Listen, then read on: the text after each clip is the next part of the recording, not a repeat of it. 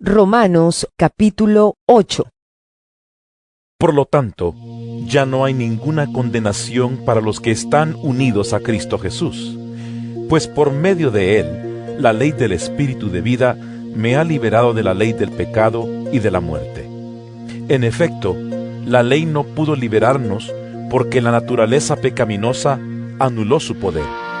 Por eso Dios envió a su propio Hijo en condición semejante a nuestra condición de pecadores, para que se ofreciera en sacrificio por el pecado.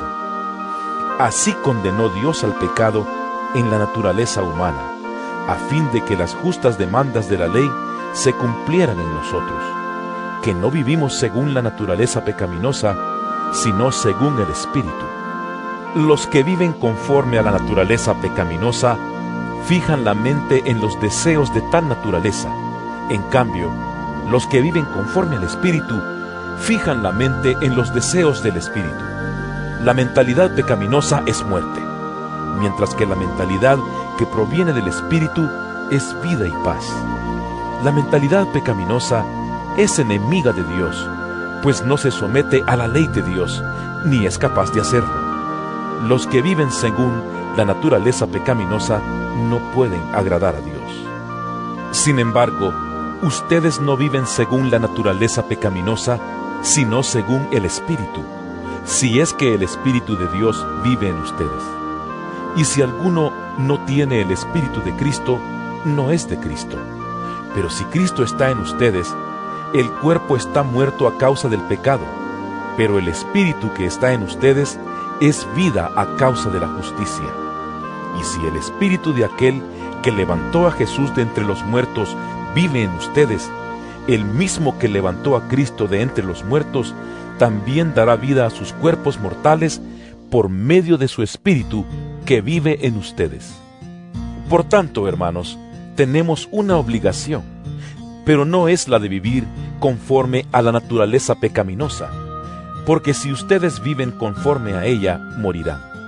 Pero si por medio del Espíritu dan muerte a los malos hábitos del cuerpo, vivirán. Porque todos los que son guiados por el Espíritu de Dios son hijos de Dios.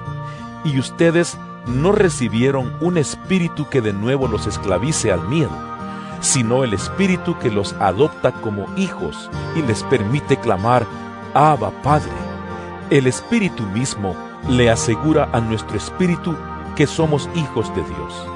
Y si somos hijos, somos herederos, herederos de Dios y coherederos con Cristo, pues si ahora sufrimos con Él, también tendremos parte con Él en su gloria.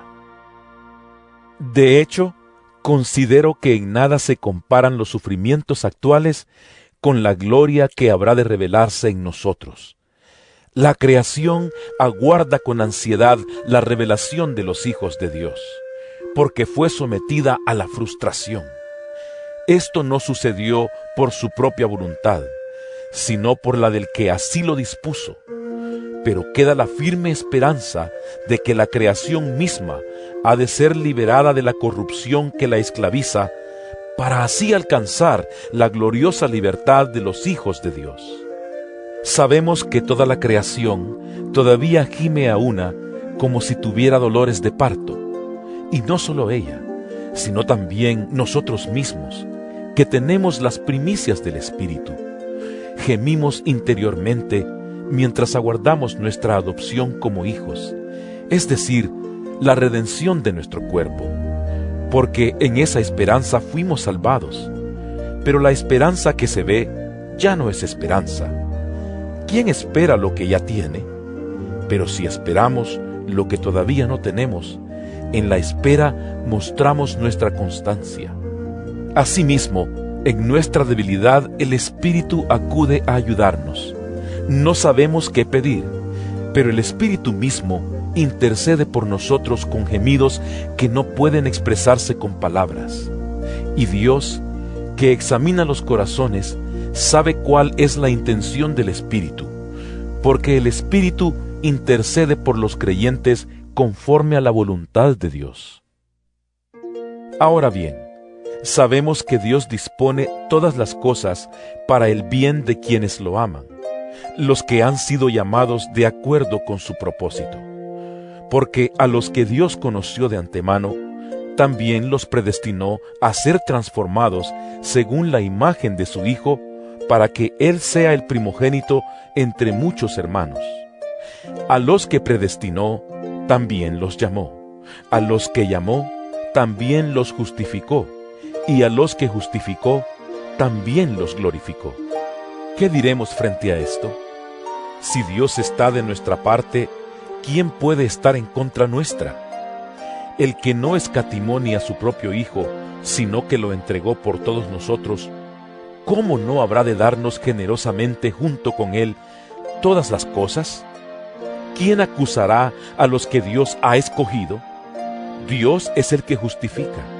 ¿Quién condenará? Cristo Jesús es el que murió e incluso resucitó, y está a la derecha de Dios e intercede por nosotros. ¿Quién nos apartará del amor de Cristo? ¿La tribulación o la angustia? ¿La persecución? ¿El hambre? ¿La indigencia? ¿El peligro o la violencia? Así está escrito. Por tu causa siempre nos llevan a la muerte. Nos tratan como a ovejas para el matadero. Sin embargo, en todo esto somos más que vencedores por medio de aquel que nos amó. Pues estoy convencido de que ni la muerte ni la vida, ni los ángeles ni los demonios, ni lo presente ni lo porvenir, ni los poderes, ni lo alto, ni lo profundo, ni cosa alguna en toda la creación podrá apartarnos del amor que Dios nos ha manifestado en Cristo Jesús nuestro Señor.